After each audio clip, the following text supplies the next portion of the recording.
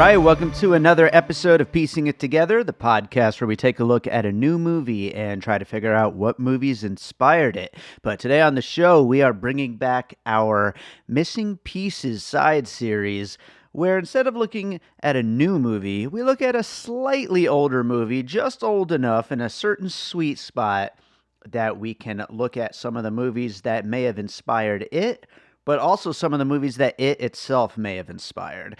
And this is an extra special version of Missing Pieces because we're not just looking at one movie, but an entire trilogy of films. We're looking at Peter Jackson's adaptation of the J.R.R. Tolkien Lord of the Rings trilogy. So this is a major, major franchise.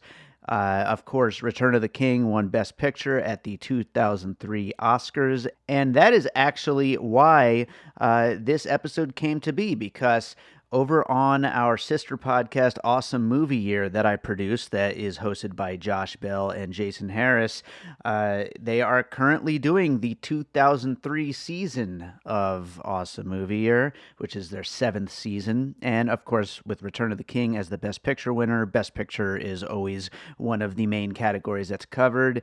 And we all decided to rewatch the entire trilogy to lead up to that conversation.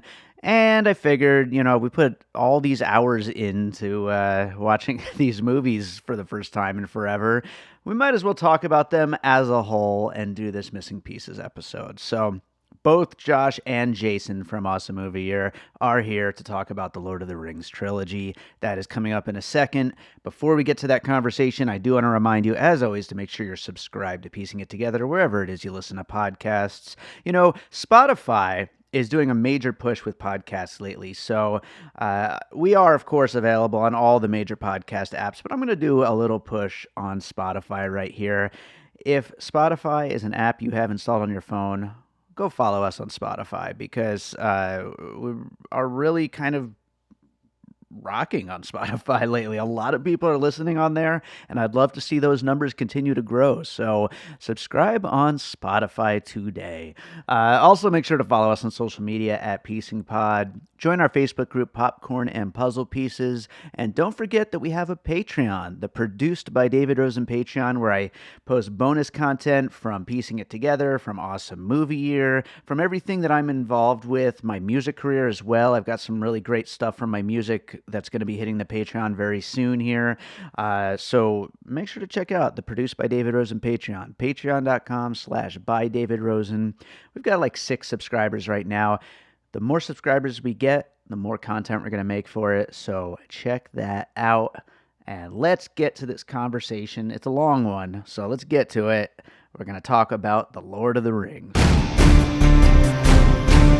All right, so Josh Bell and Jason Harris are with us today to talk about the Lord of the Rings series in this Missing Pieces episode. Guys, how's it going? I'm happy we're talking about this film because I think it needs some publicity. I think people need to be aware of it, and we're here to bring it to the masses, and by that I mean your audience of 17. Yes. Yeah. Hey, now, he's got a bigger audience than Awesome Movie. Josh, stop undercutting my statements. Yeah, it is about time that somebody brought a little attention to these films for sure. And, obviously, like we talked about, we just did the Awesome Movie Year episode on Return of the King because we were just doing 2003. And it just made sense, all 3 of us rewatching this entire, how many hours was it? Like 11 hours between those 3 movies or something? No, I think it's like, that's a few. Yeah, if you do the extended editions, it might be 11 hours. Okay, yeah, at least 9 and change though, maybe closer to 10 and change. But yeah, it's a lot of time put in, and so it made sense to kind of revisit this in whole in this episode as well. So I thought, let's talk about some movies that inspired these, some movies that these inspired. And before we do get into that, I know we talked a little bit about this on the Awesome Movie Year episode, but I want to just ask each of you first, coming into this, just for our listeners here, how big would you consider yourself of a Lord of the Rings fan going into this? Jason, let's start with you. Before I saw the original trilogy, not a fan. After I saw the original trilogy, I thought it was the best trilogy ever made in film, but I haven't watched it since then because it is such a task. There's so much you have to put into it. But I did, like you said, we all watched it all again, like the entire thing, and I still maintain that it is the best trilogy ever made in film. And I know Josh argues that trilogies aren't really a thing anymore, but if we're just taking the first three things, like it holds up. Like, I can't believe how well this thing holds up. Yeah, I was kind of dreading it myself, and it really does hold up for sure. It does, definitely, I think. And coming into it originally, I wasn't necessarily a fan. I mean, I was familiar with a lot of I like fantasy and sci-fi and all that, and I think I probably had those books on my shelf as something that I felt like I should read before I saw those movies initially, but I hadn't. I eventually read The Fellowship of the Ring later. But I loved the movies at the time, and I think I maybe loved them slightly less this time, but that's not to say that they're not great and it's not the best trilogy ever made. I think there was something about that initial experience of just being so amazed by it, because people didn't realize how great it would be. I mean, by the time you get to the third one, you now have two previous movies, so your expectations are raised. But the whole project, I think people didn't understand or didn't know how amazing it would be. So that's an experience you can't really replicate coming back to it, but it was still great to watch them all again. The other thing is, Josh, to go along with that is, they shot all three of these at once, and which hadn't been done before, so it was a wild process that had any bit of it let down the other parts, then the trilogy wouldn't have been as good. We all feel that Two Towers was the weakest of the three, but I'm glad that's the one in the middle, because the first one gets you so excited. The second one holds its own, but isn't the best, although the battle scenes are amazing in the second half. And the third one, Return to the King, I think is the best of the three. So, to do that much work on that high a level where you have to hold the whole bar that high is pretty incredible. I think so. And I think, one other thing, and then we'll start getting into some of these puzzle pieces here, but I think a lot of that is, as big of a fan of Peter Jackson as I am, and I've made that statement a lot of times on this podcast and on your podcast, but I think the casting is like the biggest thing that really kind of is the glue that holds this entire gigantic trilogy together. I just think it's so damn perfect. All of these actors that they brought together, it's impossible to picture other people playing these roles. Right. I can picture other people playing them, but I have an imagination.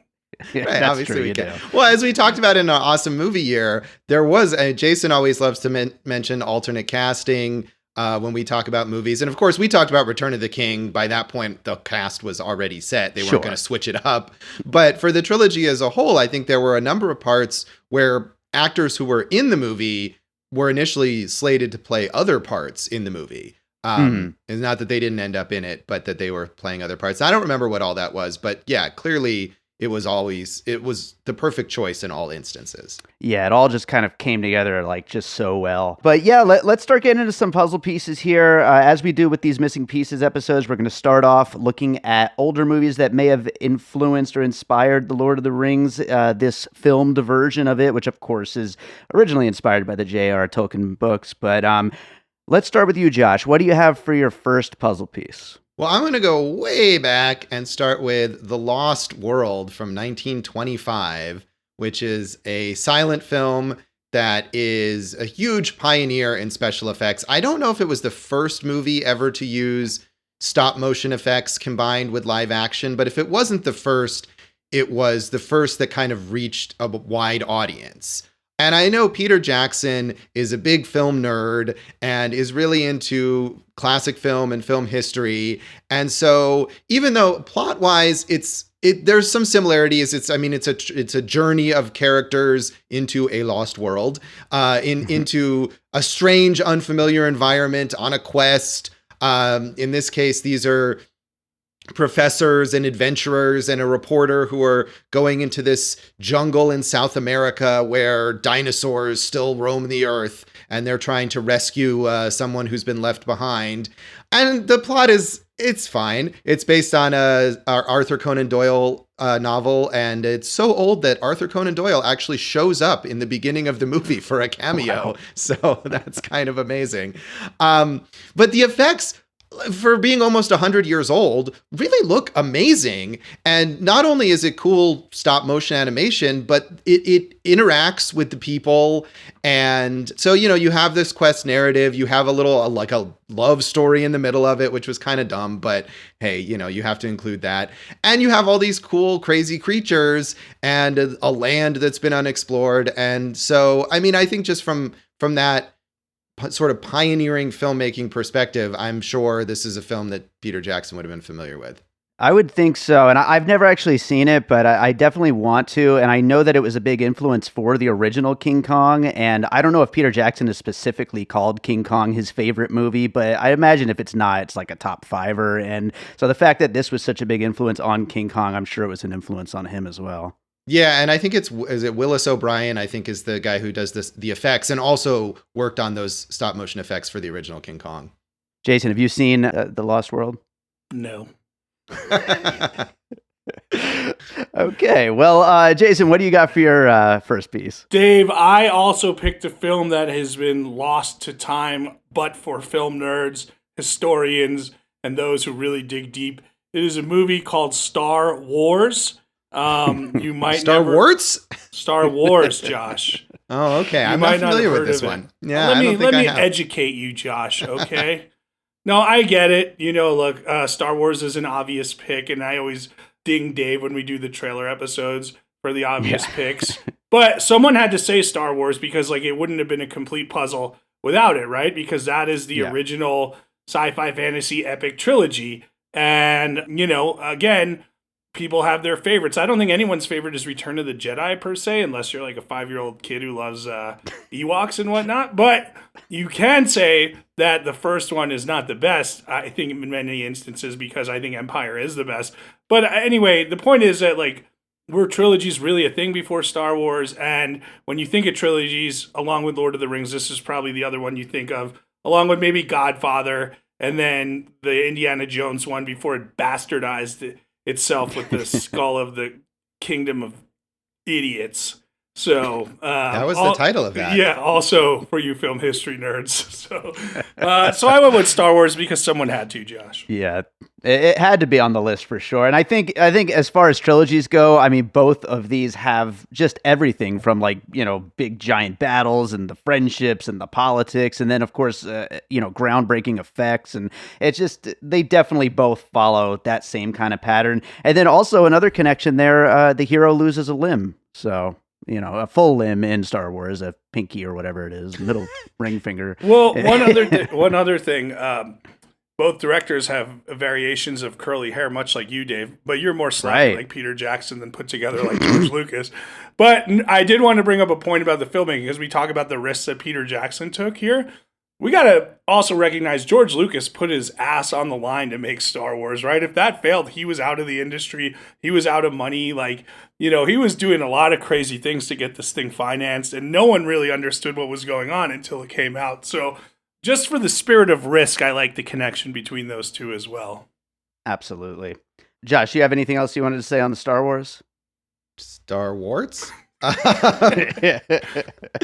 show it to you, Josh. When you thank you. Yeah, we can have a little movie night. No, I mean, I think Jason is right that okay, maybe it's obvious, but it's obvious for a reason, because it's very clearly an important influence here. So I agree.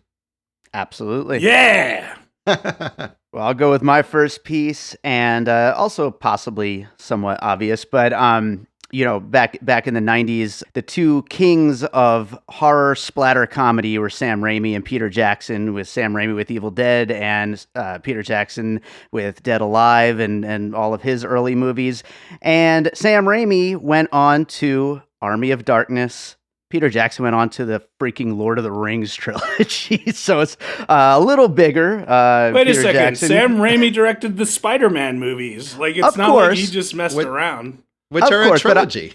Of course. But I'm talking about as far as medieval war with evil, demons and skeleton armies and all of the mythical creatures and all that kind of good, fun, funky stuff. So Army of Darkness is the puzzle piece here, not, Sam Raimi in general. But yeah, Army of Darkness is to me, one of my favorite movies. And one of the things that I love so much about Lord of the Rings is, taking that kind of fantasy element and the horror element and kind of playing it up to just the full-fledged blockbuster, as far as you can go, big as you can go, exciting popcorn thrill ride kind of movie making. And I do think that Army of Darkness is that at that kind of smaller, still kind of stuck in the B movie world kind of thing. So I think the two of them kind of went in a similar trajectory with those two projects, except for obviously Lord of the Rings is such a bigger project when it comes down to it. Yes, Dave.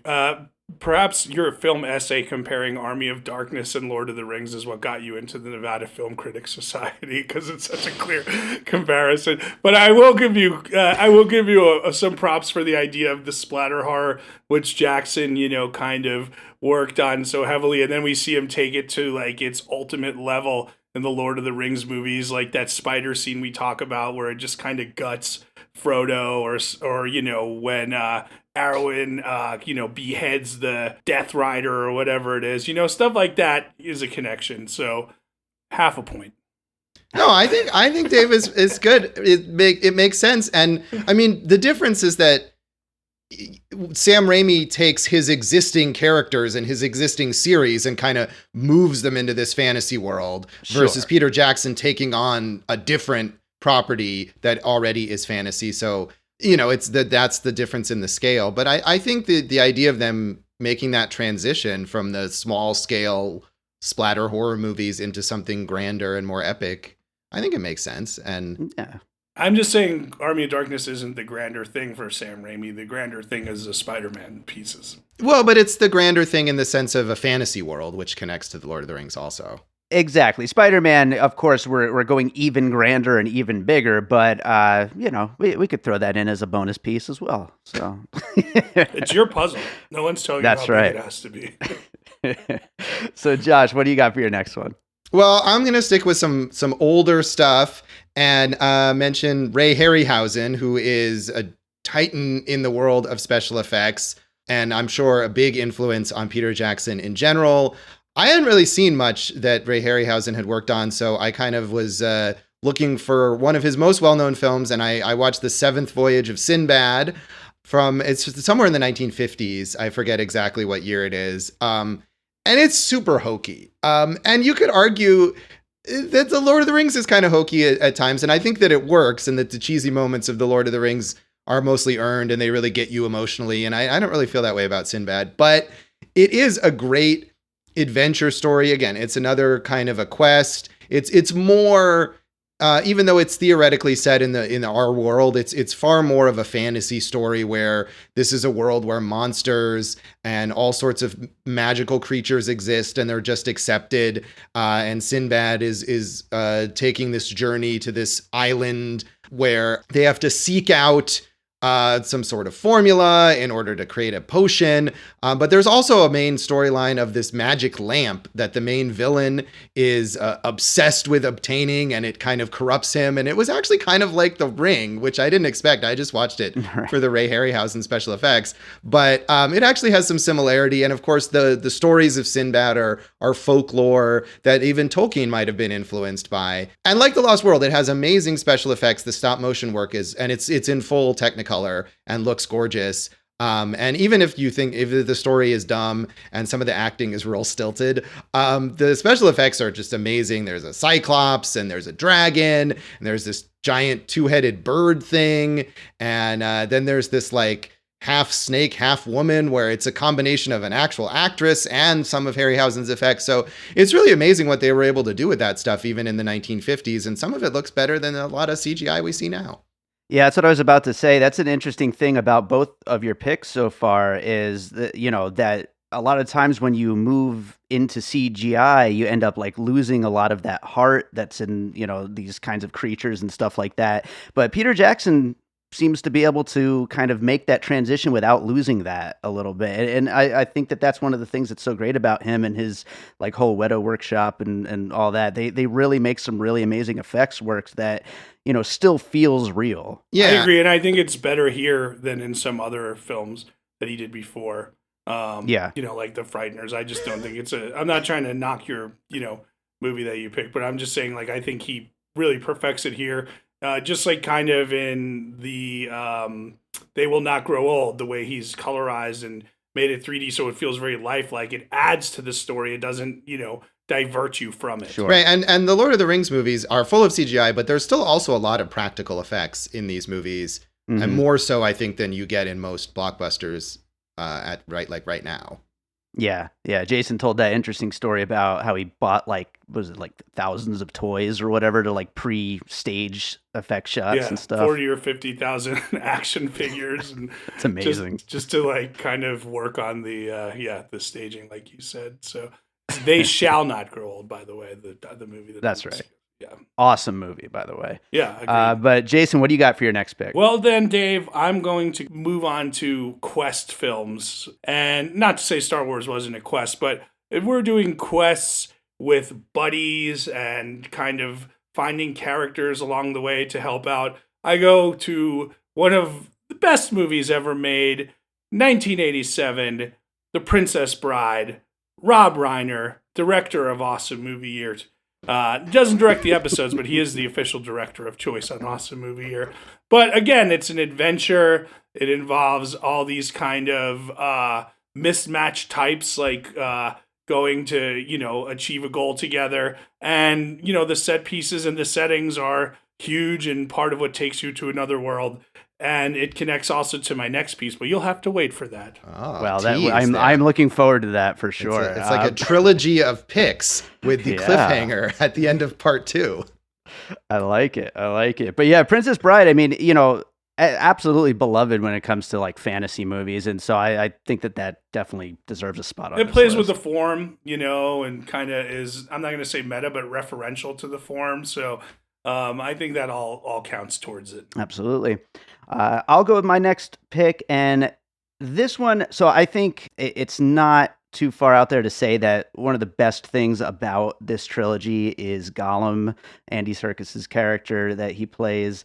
And so specifically for the Gollum character, I thought of the story of Dr. Jekyll and Mr. Hyde, which of course has been, the subject of a lot of movies, going all the way back. I think 1931 is the first one. But this story of a character trying to fight off his own evil side, his own murderous, treacherous side, and that performance in this movie, I think, is very influenced by that kind of a character and is so much fun to watch and so sad to watch and so well done. And, we talk all the time about how great Andy Serkis is, but he really pulls it off to basically be creating the technology at the same time as, being the first person to pull off a role like this and do it so well is just amazing. Yeah, I think if they were to make Dr. Jekyll and Mr. Hyde again, which I'm sure they will, Andy Serkis could totally be the star of it, and that would be great. That would be great. It would be. Good call, Josh. Let's screenlight it. Yeah, let's do it. Dave, you did make a good point where, like, the technology develops as Andy Serkis develops, right? Like, right, not to say the technology isn't there, but it's like what he does with it kind of showcases the abilities of the technology, right? And I don't know, that could be in some of the other puzzle pieces going forward of other things that he's done since then. But I agree, like, if they got a lesser performer, it wouldn't have taken it to the heights that it's at. Yeah. So Josh, what do you got for your next piece? Well, I'm going to continue with my sort of unofficial theme here of, the storytelling use of special effects and pick The Dark Crystal, the Jim Henson 1980s fantasy epic. And that is a movie that I don't think there's any stop motion in it, but of course it uses puppetry in a way that really wasn't done so much, including with the main characters. Not just as like a creature that human actors would encounter, but the whole world created via puppetry.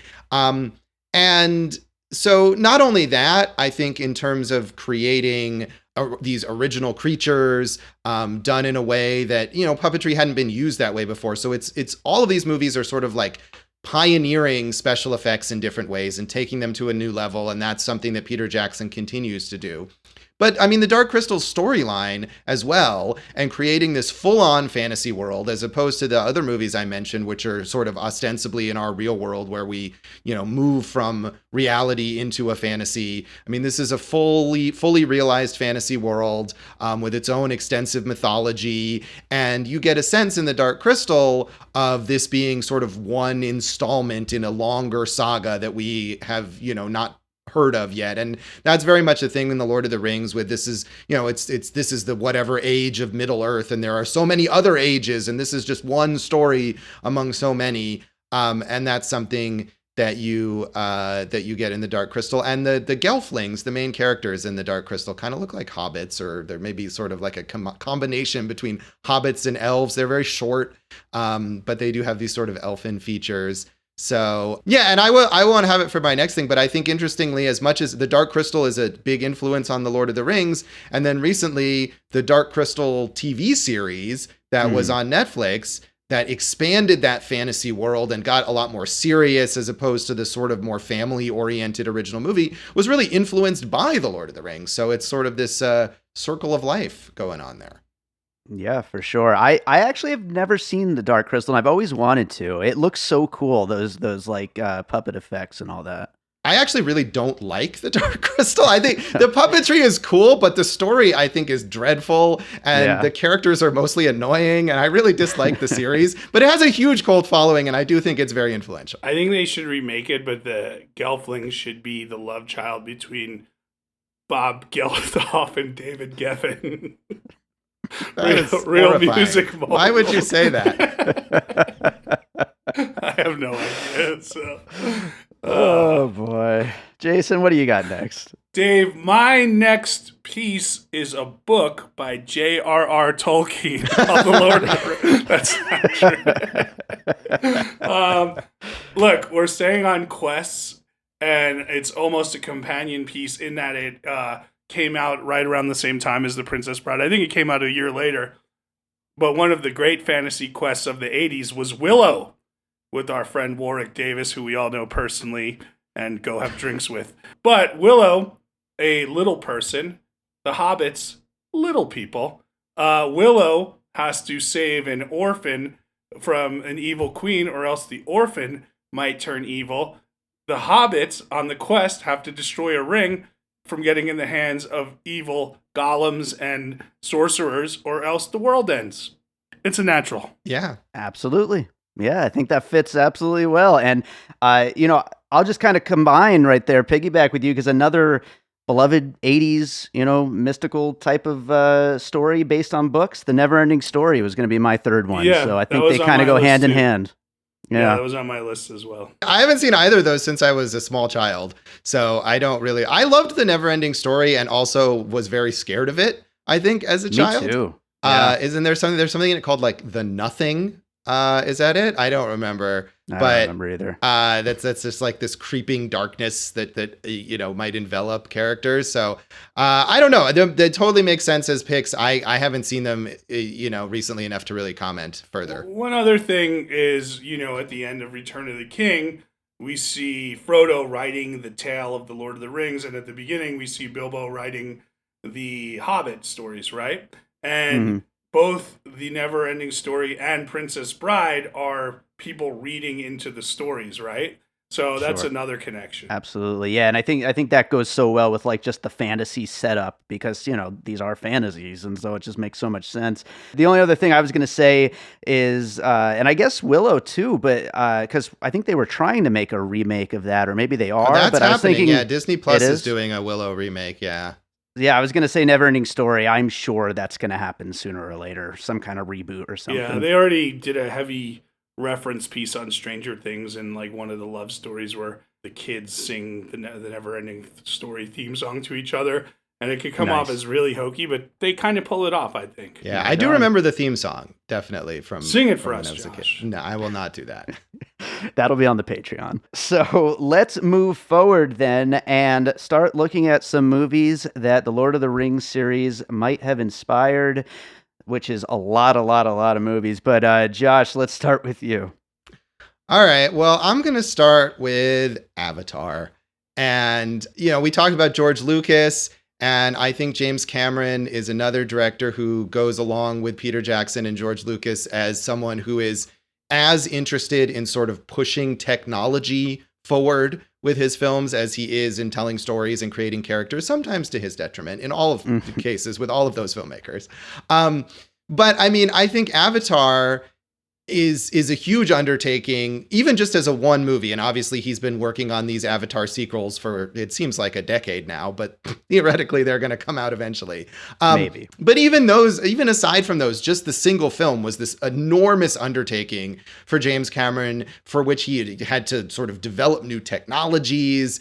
And I think the success of The Lord of the Rings is one thing that would give him, not that James Cameron lacks confidence, but that would give him the confidence and give a studio the confidence that this is something that could succeed. And even though it's an original world, not based on any existing source material, that this is something that audiences have an appetite for. And it does have that similar immersive sense. It's got the quest narrative. It's got the sort of everyman hero who who gets caught up in this larger sort of saga.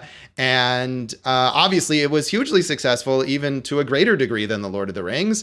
And it's like, it also was one of those movies, and I haven't seen it since it came out, and I assume I'll revisit it at some point before these sequels come out. But it was something that was such an experience when you first saw it.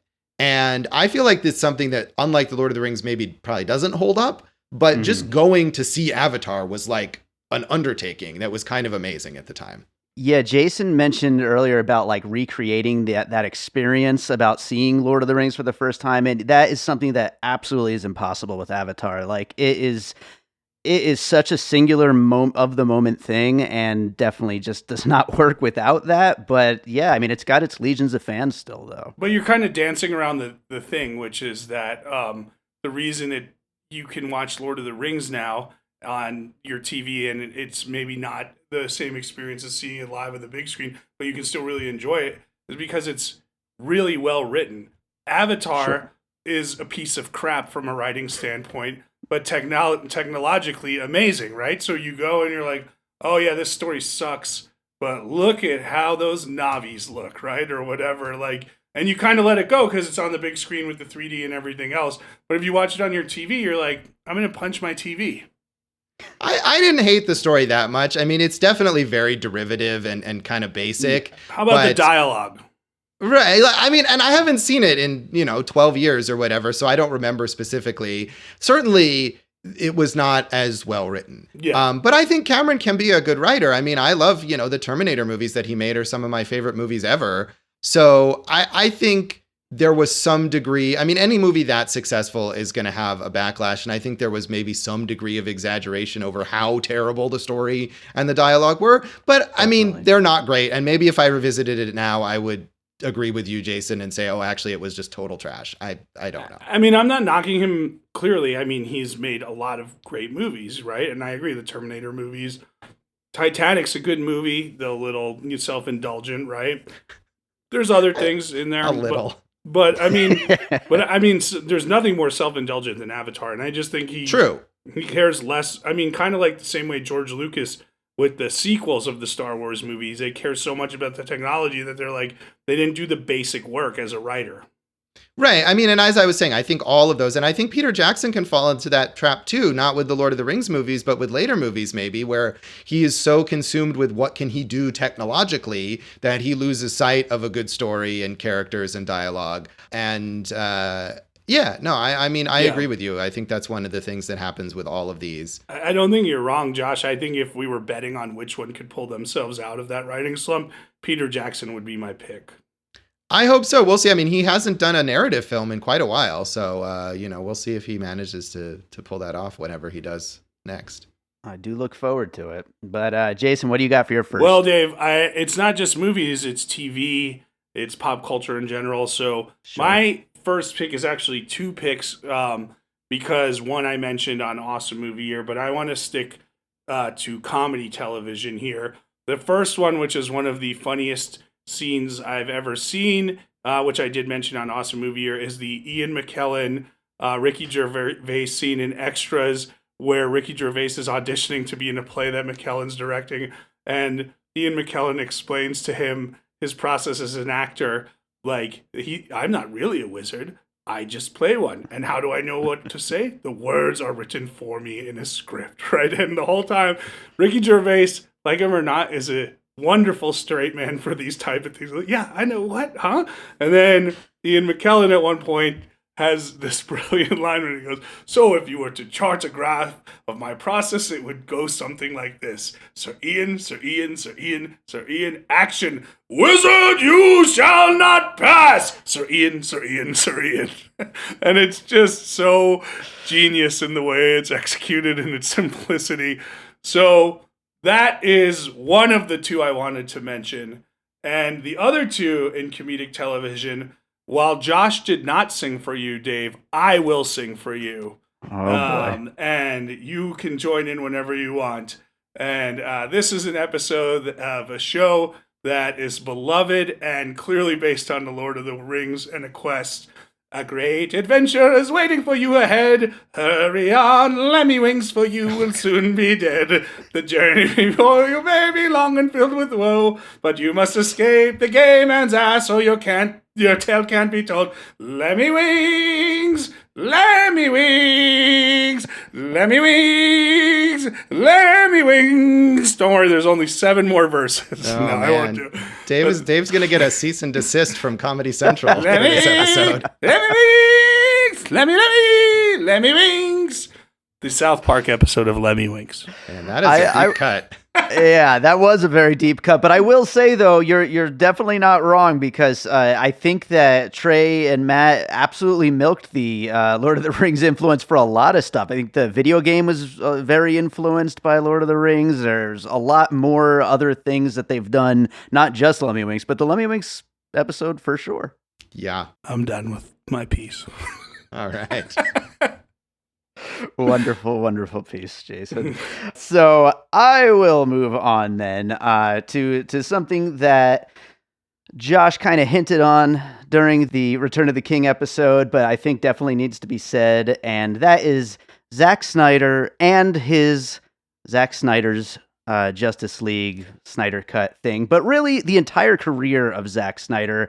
I think as soon as that whole soft, ethereal mist and shadow song started right before the battle sequence in Return of the King, that is the moment when Zack Snyder said, I know what I want to do with my life, and try to recreate that moment over and over again through all of his films. It's just that juxtaposition of these just soft, very, very still musical pieces with giant slow motion battle sequences, and it's what he loves to do. And then aside from that, though, going straight to the actual Zack Snyder's Justice League, which we did use the Lord of the Rings as a puzzle piece for, by the way, it's just this big, huge, epic story with so many sequences, flashbacks to the things that happened before, the things that will happen after, the things that are concurrently happening with different people on different segments. Flashbacks to things that are happening right now. Yes, exactly. It's just, who the hell knows? But that's what Justice League is, and I think that it's this Zack Snyder version of trying to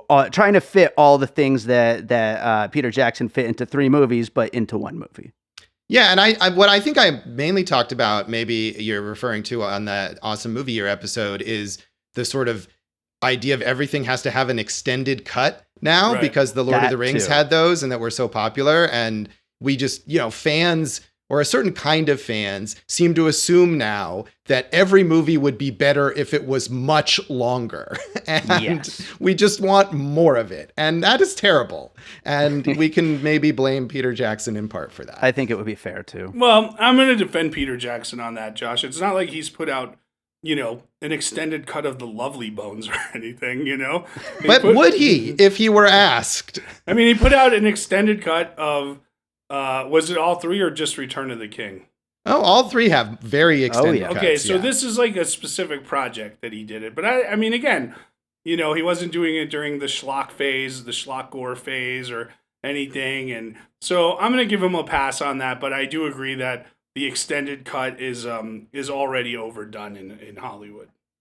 Yeah. And I mean, also going to Zack Snyder, one of his lesser known films, The Legend of the Guardians, The Owls of Ga'Hoole, is like Sure. the Lord of the Rings with owls. So Good job for knowing the subtitle on that. Oh man, I only remembered the subtitle because it's so dumb. I wasn't sure if I had the main title right. But I saw that movie in a theater. Oh my God. Was it good? No, it's not. It's a Zack Snyder movie. No. I mean, I think the extended Justice League cut, which I did not watch, admittedly, is fair because of all the nonsense that project had to go through. And he was putting out, like, this was my vision of the thing. So I don't fault him for that. It's like if he did like a extended version of The Legend of Ga'Hoole or whatever that you just mentioned, stuff like that, that would be like, yo, dude, chill out. Go do something productive with your time. And to be honest and be clear, I actually did enjoy the Snyder cut, but I mean, it is just so overblown and ridiculous.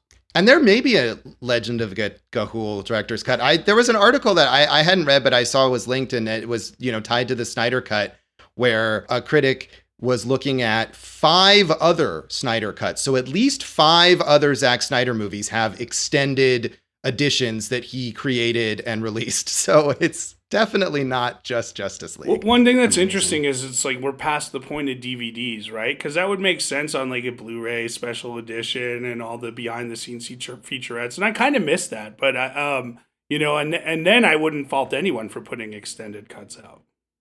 No, but I think the idea that, like, yeah, you can put extra material on a DVD or a Blu-ray, like, hey, here are some other scenes that we left out if you want to check them out. But the idea that the movie itself is now longer and that's the definitive version of it, I think is something that is abused still. Yeah.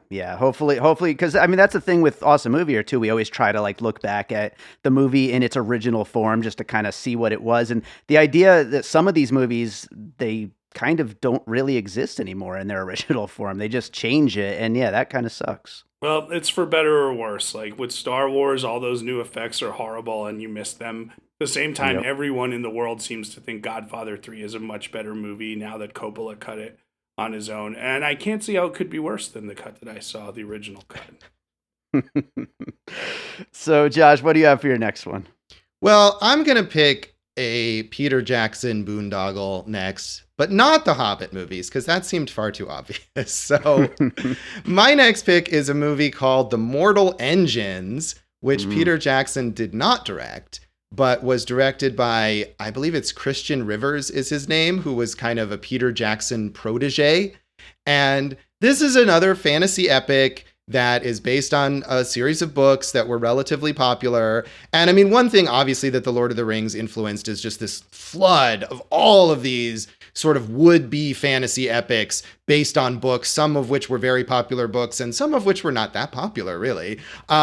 But all of these movies, and there's lists that you can read of all these movies that are like the first part of a series that never continued. And Mortal Engines goes along with that. But the difference is that this is a Peter Jackson project. It's a project that he had in development. He got the rights to the movie or to the books. And clearly he was hoping to sort of gift this to his longtime collaborator as like his own Lord of the Rings. And that just did not work out. And it's terrible. It's some like a post-apocalypse thing with these like moving cities on like wheels or legs or something. And I think there was a chosen one. And I don't know. All I remember is the main character is like a historian who studies, the lost, what it would be like our world, because it's a post-apocalypse thing. And he collects like artifacts of the world that no longer exists. One of which was a minion. From the Despicable Me movies. And he's a historian and he takes out some bad guy and he says, "You're history." So you want to talk about terrible dialogue. I hated that movie so much. And I didn't see it, but I think you bring up a good point, Josh, which is like The Lord of the Rings is a special project and not every project that falls into the category of fantasy or trilogy needs to be shaped the same way as The Lord of the Rings was. Right. And that's something that really applies to The Hobbit, too, that Peter Jackson tried to make that another Lord of the Rings, and that was the really wrong decision. But I think that goes for so many of these adaptations that regardless of what the source material really was or the tone or whatever, they all tried to make it kind of like The Lord of the Rings. The first one I remember, like post Lord of the Rings, that everybody seemed to really want to work was that Aragon. Remember that? Oh, yeah. I saw that one, too. It's bad. Probably not very good. Yeah. No, they're almost all bad. Yeah. Well, Jason, what do you got for your next one? Well, my next one does have source material and is a multi-part adaptation and is set in a world where fantasy meets kind of humanity, and it does work on a great level. It is a TV show none of you have ever heard of called Game of Thrones. Star Warts? Were you saying boo or boo earns? But look, does Game of Thrones exist? I mean, people probably had been trying to adapt that for a long time. Does it exist without Lord of the Rings? No, I don't think it does, No way. Yeah. Right. And, it's coming up on the 10-year anniversary. They're going to do a big anniversary thing. But I think one of the things that was a beautiful thing for Game of Thrones was that they slow built a lot of things and let them develop over the seasons. And that's what was good with Lord of the Rings is they were long movies, but they had definitive beginnings, middles, and ends in each movie, right? And the best seasons of Lord of the Rings were like that. And then you got to the last season and it was like, we're going to do 6 episodes because we want to go make a movie. Here's 17 things in each episode. And you kind of lost the ability to savor, which was what made Lord of the Rings so great. So I would say, and made Game of Thrones so great. The early parts, the first few seasons where you really got into the characters and everything. But yeah, when I was watching like Two Towers and those battle scenes, I'm like, this is like when they tried to take down the wall in, Lord of the Rings. So that's my second puzzle piece, dragons and everything. Right. I agree. I put that on my list and I figured someone would bring it up. Definitely that is correct. Good job, Jason.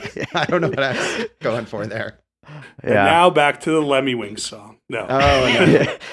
I'll just say I still have not watched Game of Thrones, but I'm saving it for during maybe the next pandemic or something. That'll be what I want. I mean, I didn't make it to the end. I gave up in season 5 or 6 or something. Yeah, man. The last season, a lot happened, so you can say there are definitive endings, but you just wish they would have stretched those. Most of the time, Josh and I agree. It's like, hey, you can do 3-4 seasons and out, but like this one, that last season, it's like, hey, yeah, we'll do a mini season. We're gonna go try to make. I think they made a Star Wars movie or some stupid. Well, they didn't. They still have yet to do anything. They keep signing all these giant deals and then failing to follow through. Right. You wish they would have just stayed and been like, we're gonna do 2 proper Lord of the Rings seasons to finish this out the right way, because it does. The ending is not as satisfying as where it should be, considering the quality of those first 5-6 seasons. Right. Yeah. Well, and Game of Thrones itself now is super influential. And another kind of full circle thing is that the Lord of the Rings TV series that's coming up on Amazon is clearly influenced by Game of Thrones. It's clearly Amazon looking at HBO and saying, we want our Game of Thrones. What property can we pick up that is really well known and really popular to kind of make that happen? So it's another thing, where these things kind of feed on each other. Yeah, it'll be interesting to see if that works out, but I don't know. It will not. Definitely, I don't think so. Well, I'll go to my next one. And speaking of things that I didn't think would work out, but I really do think they did, the Planet of the Apes reboot trilogy from Matt Reeves.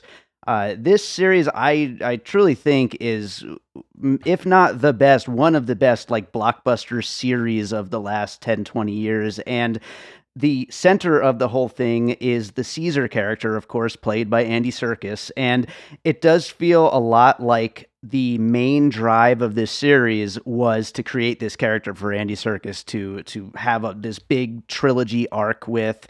And it all pays off. I mean, every step of the way through those movies, I mean, interestingly, kind of like The Lord of the Rings, we talked about how the third and the first are, I think, all 3 of our favorites. I think the third and the first are the best of these. But really the whole way, though, that whole Caesar story really works and really shows off just what you can do with CGI characters. So to jump in real fast, I agree with you. I mean, and I'm glad you brought it up because we had talked about how Andy Serkis and the technology kind of are neck and neck with each other, right? And they each keep pushing each other in a way. And you do see that. But I am going to say, I think you should I agree with you. Those are really good films. but you got to give a little more credit to the rest of the films, all the the body of the films, the writing, the stories, because Andy Serkis wasn't he King Kong for Peter Jackson? Yeah. And that movie's not bad, but it's super hit and miss. It's not the quality of the Planet of the Apes movies, So I just want to give that its due as a good movie no matter what. But yes, the Andy Serkis stuff maybe takes it over the top. I love King Kong, but I'm not going to fight you on that, Jason. I was going to say, Jason, yeah, I know Dave is a huge fan of that Peter Jackson King Kong movie. It's all right. It's hit and miss. Yeah. I mean, I'm with you, Jason, although I haven't seen it since it first came out, but I also just thought it was all right. But I know how much Dave loves it. I also am not really a fan of those Planet of the Apes movies, but I know that I'm the only one. So, and I give Andy Serkis credit. One of the other things about those Planet of the Apes movies is that, at least from the first one to the second one, they're very different. Like the story that's told in that first one is, the sort of like, it's like a pre-apocalypse versus a post-apocalypse kind of story. And so they really take a leap between the first one and the second one, in a way that Lord of the Rings doesn't do. I mean, this is a trilogy where it's clearly all one story. And so those movies, I think, make more of an effort to make each one feel like its own distinctive thing. Definitely. Yeah. And I love the third one so much. I mean, it's such a weird blockbuster. It's like practically a silent film half the time. It's like a Western. It's so many different things. And like you said, each one is very different from the last. So, Josh, let's move back to you for your last one.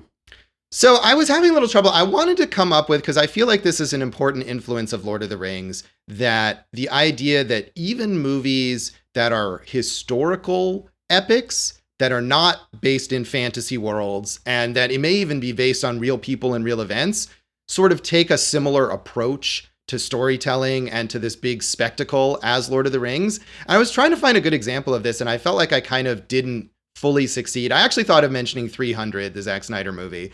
Right, yeah. But so my imperfect pick for this is Kingdom of Heaven, the Ridley Scott film, which has Orlando Bloom of The Lord of the Rings, of course, and is a historical story. But I think, and I haven't seen this since it was in theaters, but it definitely takes that big, epic scope and the idea of, the sort of grand importance of everything that all of these characters do, and making it feel, broad and being immersive. And another thing about Kingdom of Heaven is this is an extended cut.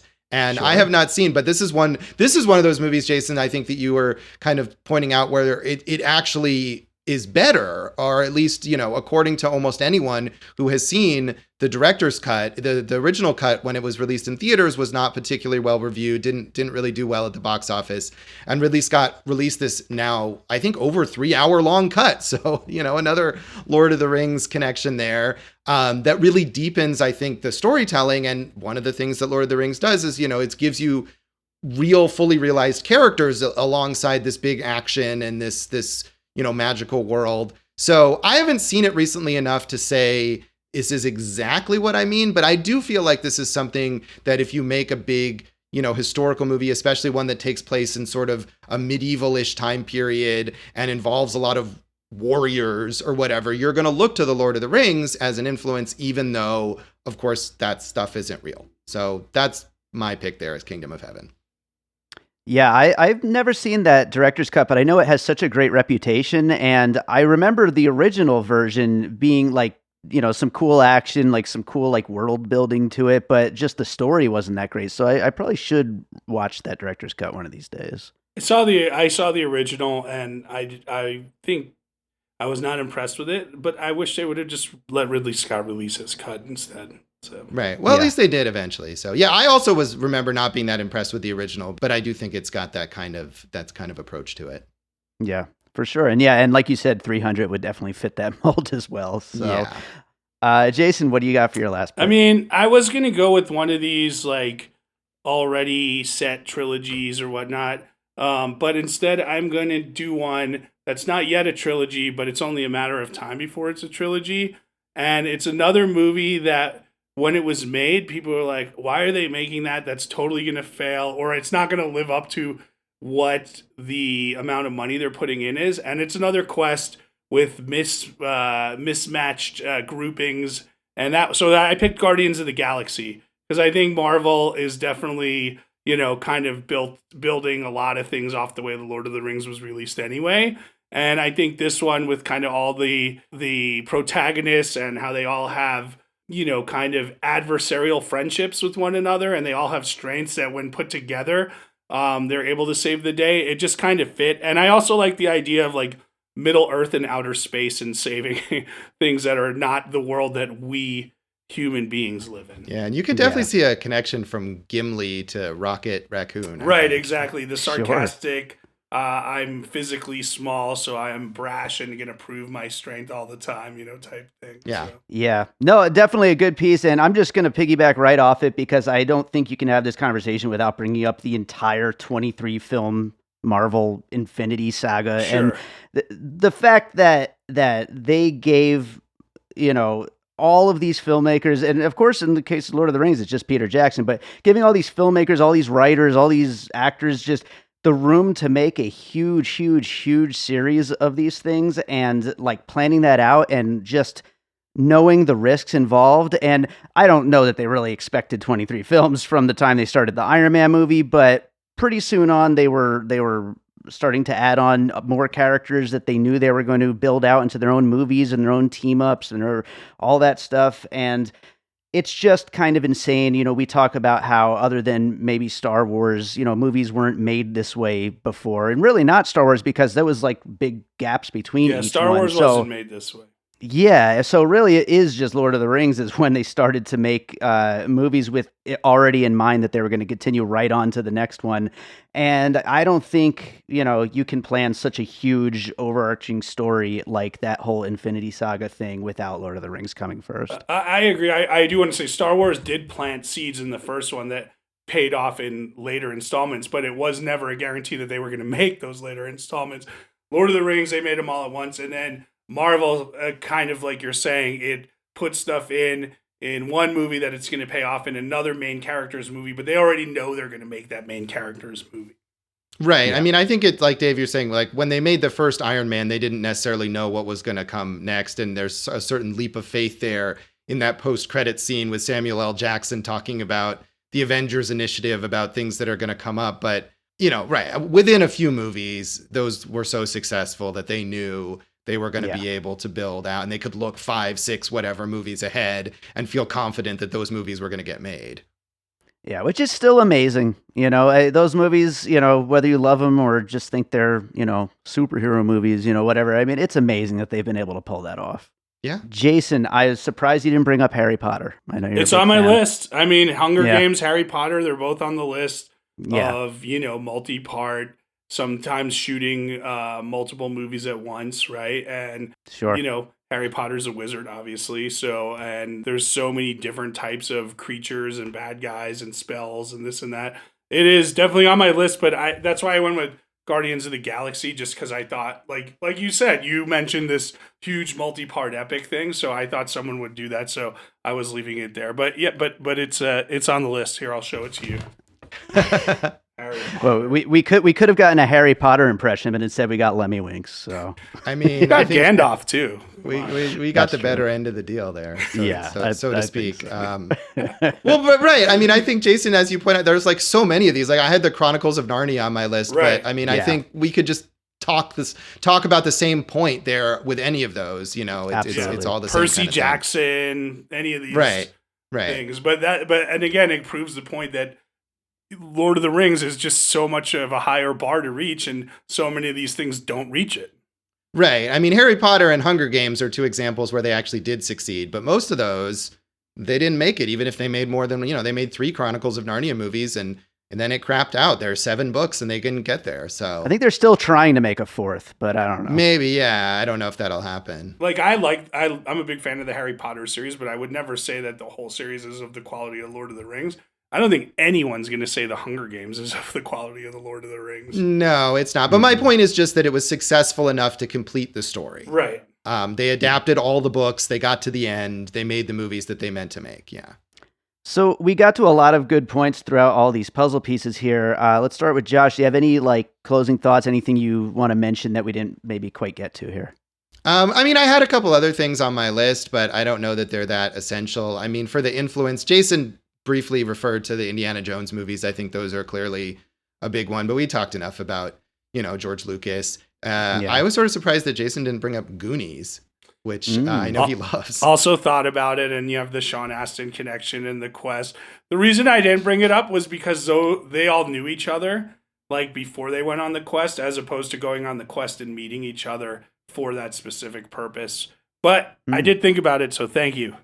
Yeah, you're welcome. And I mean, influence-wise, I feel like we should, maybe give some mention to Ralph Bakshi, who made the Lord of the Rings animated movie. And I had his movie Wizards on there as an influence more so than the Lord of the Rings. But, a pioneer in this that certainly paved the way in some fashion for Lord of the Rings, or for Peter Jackson to make Lord of the Rings. Did you have the recently put online Russian Lord of the Rings miniseries, which you can watch?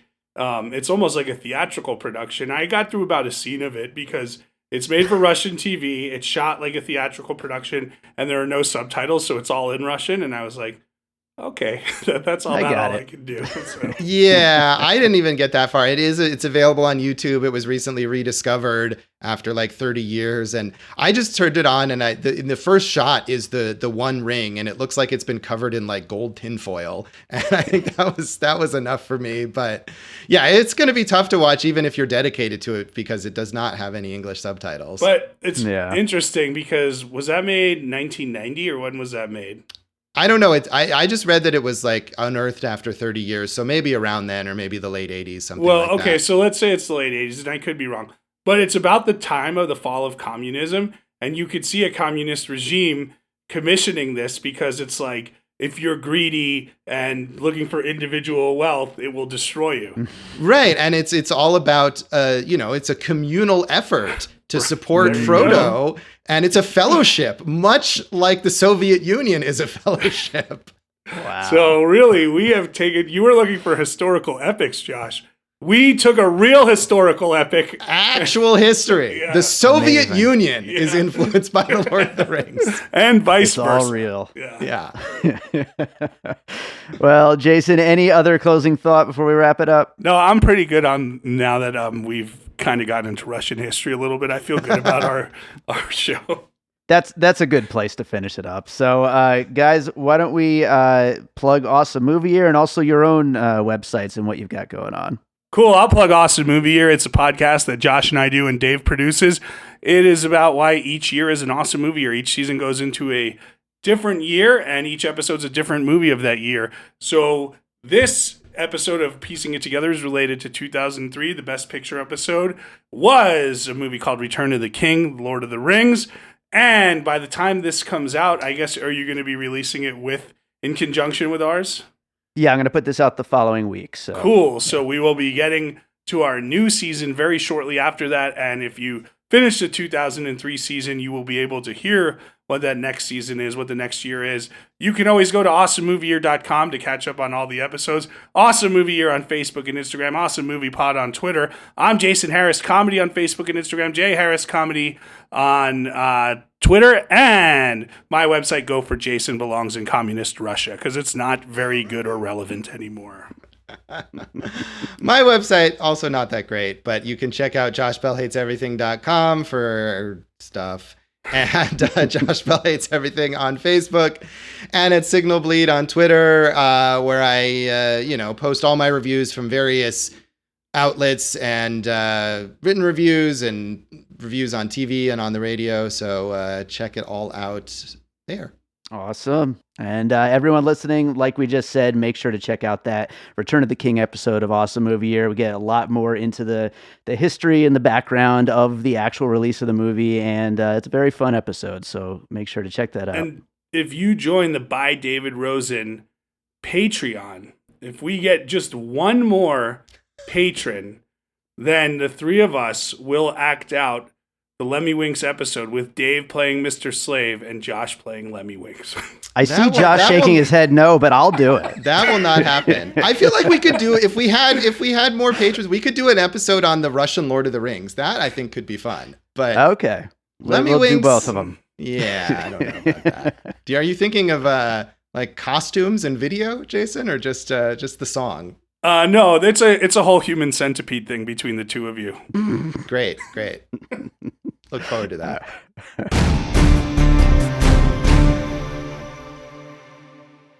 Hi, I'm Dietrich. I'm Alex. And I'm Ben. We're from the podcast That Song From That Movie, the journey through the very best and worst of movie songs. We want you to join us on our voyage across the cinematic sound waves as we take a deep dive on a new song and movie each week to figure out just what makes them tick. Already we've set sail with Celine Dion on the Titanic, found a friend in Toy Story, and gotten drenched out in the rain with Butch Cassidy and the Sundance Kid. Hopefully each breakdown allows us to answer the ultimate question of what's better, the movie or the song. Or at least learn something new along the way. Just like learning that Toy Story 4 is a meaningless cash grab without a soul. You can subscribe right now on all good podcast platforms. If you use one of the bad ones, then that's on you, and we can't be held responsible. Subscribe to That Song From That Movie. All right, so I hope you enjoyed that conversation about the Lord of the Rings trilogy. Thank you to Josh and Jason for joining me for that. And if you're not already subscribed to Awesome Movie Year, make sure you get subscribed to Awesome Movie Year. Like we said, we're wrapping up the 2003 season and have a lot more in store over there. So check out Awesome Movie Year wherever you listen to podcasts. And of course, make sure to subscribe to Piecing It Together wherever you're listening as well. So that does it for today's episode. Let's close this thing out with a piece of music like I always do here on the show. You know what? I'm going to play the theme song from a web series. I guess it would be a web series because I don't think they ever continued it after the first episode. Maybe they did 2 episodes. I don't know. But it was a project that I was hired on to score a while back for some Vegas filmmakers, and they wanted something that had a very Lord of the Rings, Game of Thrones kind of feel to it. The project was called Certainty. And this is, going on like 7-8 years ago already. But yeah, let's play this track, Certainty. It definitely would feel like a good fit for this Lord of the Rings episode. So you could probably find the 1 or 2 episodes of that show online somewhere, I would imagine. But if not, at least you could hear the theme song right now. And we'll be back with more Piecing It Together coming up real soon.